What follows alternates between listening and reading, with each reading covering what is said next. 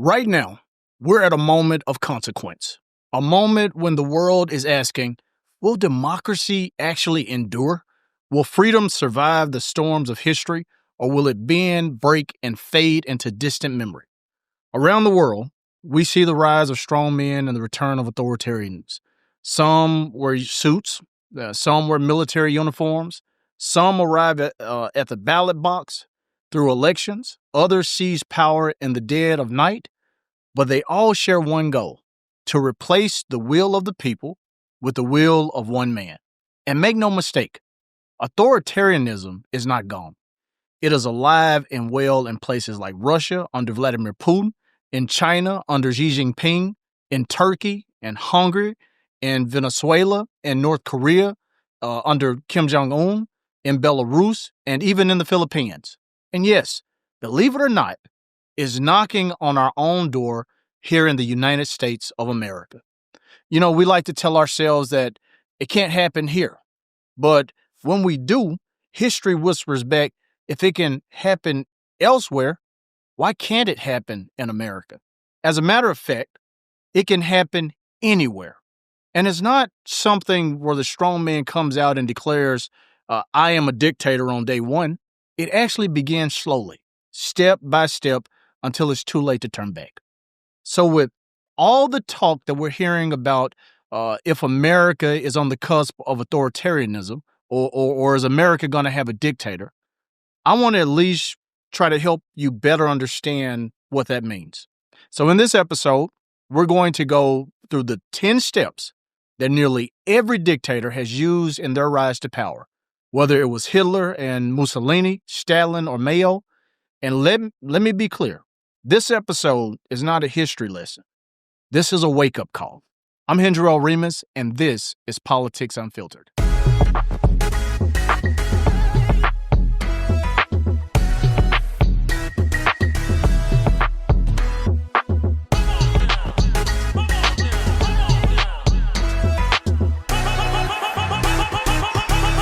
Welcome back to another episode. Thank you for tuning in week after week as we bring you an unfiltered perspective on American politics. Before I begin, let me say this because we need all the sponsors we can get. If you're interested in sponsoring an episode or having your ad featured on the show, please go visit www.politicsunfilteredpod.com. That's www.politicsunfilteredpod.com to get in touch with our team. All right, now that I got that out the way, let's get into the 10 steps that lead to authoritarianism, and hopefully, by the end of this episode, you'll be able to decide for yourself if America is at a turning point, if America is on the brink of authoritarian leadership or dictatorship. So here we are. Step 1. When a leader has a quest to become a strongman, they always begin by exploiting crisis and fear. Let me make this crystal clear. No dictator emerges in calm seas. They rise in storms. The more chaos there is, the easier their rise becomes. Even if it's chaos manufactured by them or their cronies. For instance, after World War I, Germany was starving. They were humiliated. They were nearly bankrupt, if not bankrupt. And into despair walked a man named Hitler, who told the people of Germany, I can make you strong again. I can make Germany great again. And they believed him. In Italy, the same thing. Mussolini rose when workers were striking, when governments faltered. He promised order. He promised stability. He had national pride and the idea that he could make Italy great again. And as a result, Italians, exhausted by chaos, gave him power. In Spain, Francisco Franco seized on civil war and division. He presented himself as the protector of tradition and unity while dismantling every piece of liberty in that nation.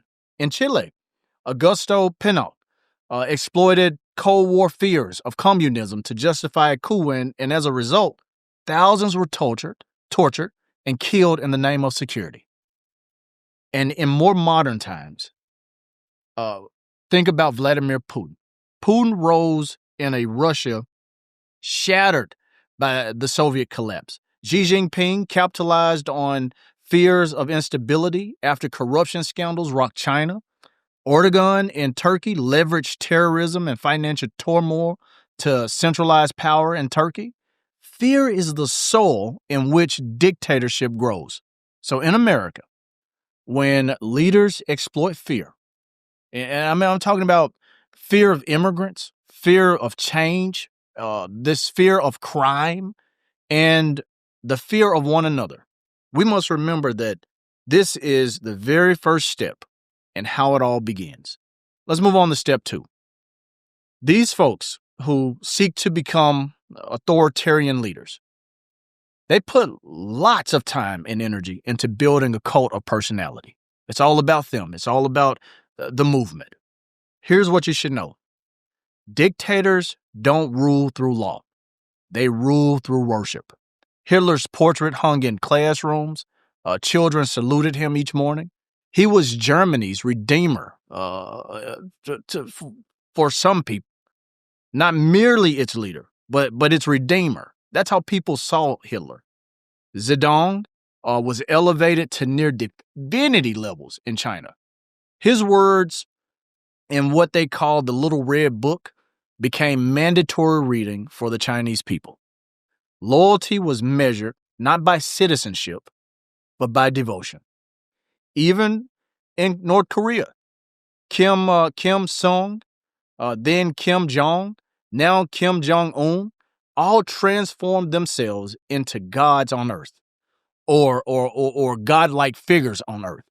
Today in North Korea, I don't know if you know this or not, but today in North Korea, children learn songs praising Kim Jong-un before they even learn how to spell their own names. Think about that. Think about that cult-type mentality. And in China, the current president, Xi Jinping, he has abolished term limits. His face and philosophy is plastered across the media. His power goes completely unchallenged in the country, or you disappear. This is how authoritarianism thrives. When one man becomes the embodiment of the nation, they conquered the mantle of power, period. So when we hear leaders in America say, only I can fix it, only I can save you, I'm the smartest, I'm the greatest, I'm the greatest, bestest, most ever. When all these hyperboles are used to describe one person, remember, that is not democracy. That is the whisper of dictatorship. That's step number 2. That's step number 2 in the process. They want to create a cult type following. Then they move on. They move on to step 3, controlling the narrative. What you hear, what you read, what you see, the media narrative, they want to seize it. They want the media to report nothing but the great things. Nothing but the rosy picture that they want to paint, that everything's great, that everything's turning around, that the nation's the hottest on the face of earth.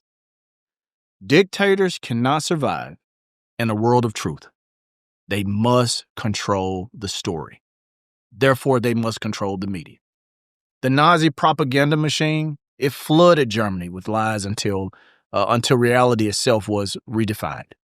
Stalin, he erased rivals not only from office, but from history. Old photographs were altered, textbooks were rewritten, truth was bent to his will.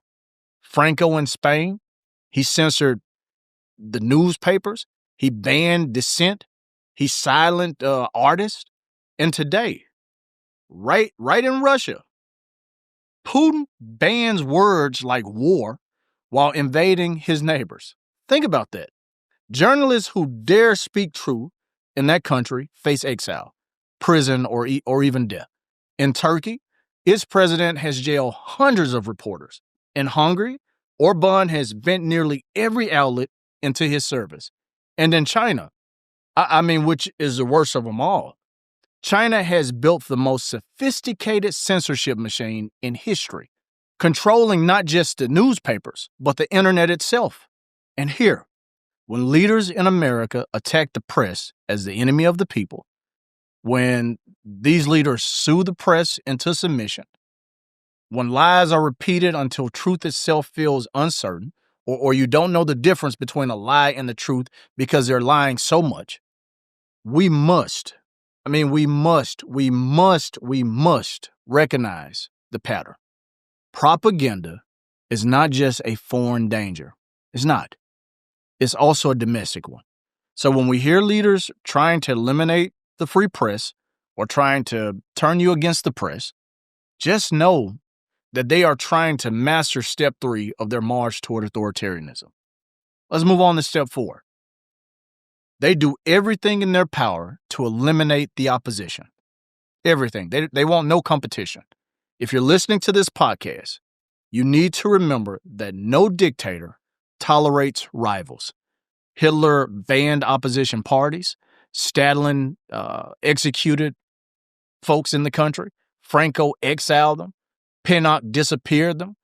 Take, for instance, Putin, and he's a great example. And what he did to Alexei Navalny, Russia's most prominent opposition figure. He was poisoned, he was jailed, and ultimately, he was silenced forever. In Belarus, the president does the same thing. Putin's best friend in Belarus, he rigs elections, he jails his challengers, and he beats protesters in the streets. If you protest against the president in Belarus, he will beat those citizens in the streets of that nation. Even in Venezuela, Maduro bars opposition from running for office at all. Imagine that. Can't even run for office because a dictator has a grip of power so strong? Folks, democracy requires competition. It requires humility and loss. When politicians refuse to accept defeat, when they delegitimize elections, when they lose and still say they won, when they label opponents not as rivals but as enemies, when they try to redistrict to gain more seats or try to eliminate mail-in voting or try to go to paper ballots, that is the work of authoritarians. That's step number 4, through and through. If you hear and see that, know that they're on step 4. Let's get to step number 5. They began to weaponize nationalism and the identity of the nation. Dictators rally not around freedom, but against an enemy. Here's what I mean. Hitler scapegoated Jews. He scapegoated communists, outsiders. Rwanda's Hutu extremists cast the Tutsi minority as subhuman, fueling an entire genocide. Today in India, Modi faces criticism for Hindu nationalism that sidelines Muslims and minorities. Orban in Hungary, he rails against migrants, calling them invaders. Even in Myanmar, generals use propaganda to justify the ethnic cleansing of the Rohingya. And right here in our own beloved America, land of the free, home of the brave, when leaders define patriotism by who you exclude, when they tell you some citizens are more real than others, when belonging becomes conditional, and when you don't see things their way, your love for America is questioned, they are walking the road of tyranny. Then they move on to step 6, where they try to undermine democratic institutions. Everything that builds a democracy up, separation of powers, the different branches. Democracies, folks, they rarely die in fire. That's serious. They don't just go down in flames. It's just not a sudden thing that happens. They die in slow erosion. Hitler was elected chancellor. Mussolini was invited into government. Chavez was voted into power. Each one of them then began to dismantle the very institutions that gave them legitimacy, and they did it from inside. Courts bent, legislatures neutered, constitutions rewritten, and it's still happening. Recently, a recent story. Recently, the leader of Turkey, he rewrote laws in that country to weaken the judiciary. Orban in Hungary, stacked courts and changed districts to entrench his party. He wanted to make sure that his party had absolute and full control in that country, so he entrenched his party. Maduro in Venezuela, he's no different. He's no different. He turned institutions into weapons against his own people. So, again, in America, when courts are attacked simply for doing their job, when judges and not just courts, but when judges are personally attacked, when judges are singled out, when legislatures or members of Congress or senators or mayors, because they represent cities that are a different party than that of the leader. When legislatures grind to a halt, not from debate, but from partisan paralysis, when the peaceful transfer of power is called into question, we must see what history shows us. Democracy is not destroyed in one day. It is dismantled brick by brick over time. Then there's step 7, the militarization and violence that comes along with this process. When persuasion fails, when they can't con you or manipulate you into submission, when you're not buying what they're selling, dictators turn to force.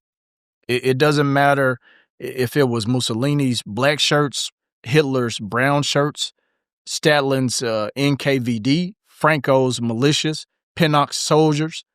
They all eventually drift to the extreme in their conquest for power. I mean, they go down the same path. So when you hear about Putin's police crushing dissent with batons and bullets, when you hear about the Chinese president using surveillance, when you hear about his camps and re-education of the Chinese people, when you hear about the leader in the Philippines turning a drug war into mass murder, and when violence creeps into American politics, when threats replace arguments, when madmen or cult followers are showing up on the doorsteps of legislatures, putting them in the crosshairs, when intimidation replaces persuasion, when we hear leaders talking about unleashing our troops on our own people or sending federal law enforcement into our cities to do whatever they want to our people, we must remember where that's coming from and where that road leads on this path towards authoritarianism. Step 8, they are no stranger to corruption and patronage. If you're looking at elected officials and you're thinking that person seems pretty corrupt, that person seems like a criminal, know that dictators don't govern. They enrich. And here's what I mean. Or here's some examples. The leader of Zaire looted billions of dollars. Saddam Hussein, he built loyalty with bribes and blood. Putin right now keeps oligarchs close, feeding them fortunes in exchange for servitude. The Chinese president's anti-corruption campaigns, they remove rivals, not allies. So in America, when our leaders are getting rich off of crypto and meme coins, when they're gaming the stock market and lining the pockets of their children and their friends, when public service becomes self-service, democracy becomes a mere shell of itself, of what it should be, of what it has been. We're almost done. We're on step 9. The people who want to be dictators or who want to prop up authoritarian governments, they believe in exporting authoritarianism. They believe that authoritarianism doesn't just exist in one place. They want to see it spread out. These dictators never stop at their borders. Hitler sought to build an empire. Stalin mastered the spread of communism. Franco supported fascists abroad. Today, we know that Putin spreads disinformation across the West. We know that Xi Jinping exports surveillance tech to fragile democracies and authoritarians strengthen one another. We know that all of the things that they are doing are weakening free nations. So in America, when our leaders are praising strongmen and cozying up to dictators, you need to remember that the fight for democracy is never only domestic. It's global. and they are doing what they're learning from those who have done it before. Finally, step 10, the illusion of permanence. What do I mean when I say that? It's the belief that authoritarian regimes will somehow last forever, that once a dictator consolidates power, they will remain unchallenged indefinitely. Let me tell you, folks, every time that has happened, nearly every dictator has encouraged this belief. Every single time. Every single time. They've encouraged this belief to make resistance seem futile. They present themselves somehow as these eternal gods or eternal leaders, inevitable, unshakable, unremovable. Every dictator has claimed eternity. Hitler's Reich was supposed to last 1,000 years. It actually lasted 12. Mussolini's empire, it crumbled. Stalin's Soviet Union, it collapsed. No tyranny lasts forever, but the pain they cause can last generations. That is why when we hear American leaders talking about running for terms that the Constitution doesn't allow, we must be willing to say, hold up. That's someone who is marching us towards authoritarianism. So here's the deal. When you hear that someone is a dictator or thinks that they are a dictator, when you hear that authoritarianism is coming or is on the rise, you need to remember the 10 steps that a dictator used to rise to power. They exploit fear, they build cults, they control truth, they crush their rivals, they weaponize division, they erode institutions, they unleash violence, they enrich themselves and their families, they export repression, and they claim eternity. These are not just the lessons of history, folks. These are, unfortunately, the headlines of today, the headlines of a nation that is supposed to be the world's leading model for democracy. But here's what I want you to know. No matter where it's happening in the world, the question is not whether authoritarianism exists, because we know it does. The question is whether we will recognize it here before it's too late. President Kennedy told us that the rights of every man are diminished when the rights of one man are threatened. President Obama reminded us, we are the change we seek. All of this sums up what Thomas Jefferson believed, that when people fear the government, then there's tyranny. But when the government fears the people, then there's liberty. Folks, this democracy, this American democracy that we love so much, is not guaranteed. That's surprise. It's not guaranteed. But it survives only if citizens defend it, if we honor truth, if we respect elections, if we protect institutions and choose courage over comfort. We can't surrender to fear. We can't bow to strong men. We can't walk the path of tyranny. We just can't. We can't afford to. History has taught us what that leads to. We must be committed to defending democracy, defending freedom, and defending America. We need to remember that the world is watching everything that's happening in America because we're the model. History is listening, and the future is waiting to see what we do. They're waiting for our answers. I hope that you learned something from this episode. Drop your thoughts in the comments. Hit me up on social media at Hendrell Remus, and let's keep this conversation unfiltered. And please make sure that you like, comment, subscribe, share, and leave a review on this podcast. And remember, truth matters, people matter, and silence is never neutral. Until next time, stay informed, stay critical, and never stop asking the hard questions. This is Politics Unfiltered, and I'm out.